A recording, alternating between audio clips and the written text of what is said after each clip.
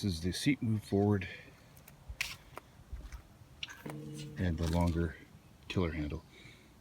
That's my longest, actually. One was a little bit shorter, which I didn't throw in because I didn't think I was going to need it. Last time the Kayak was used, I had 2 people in it, so that's how I was set up for it. That's how easy she starts.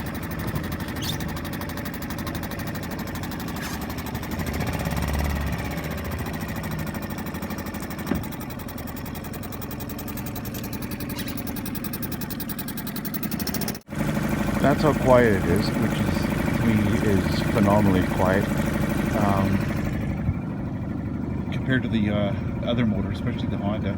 But I do have a little electric motor, but no battery. And you know what? I don't know what this thing weighs again. I think it was at 30 some pounds. And you know, it's as light as the battery you need for the electric motor. So that's why I went with this. And I paid, I think it was $6.99 brand new for this motor, and that was Canadian. So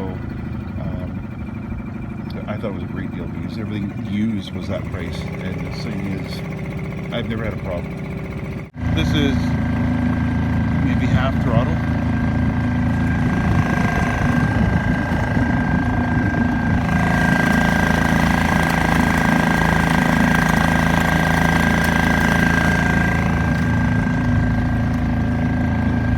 I should probably still balance out the Kayak a bit more, but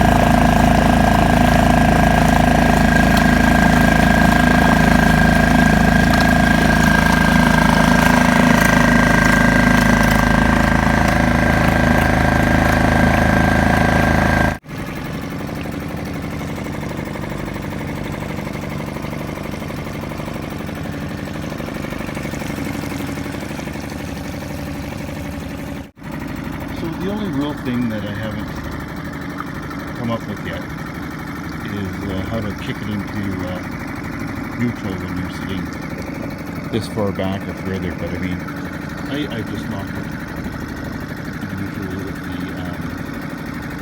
paddle. My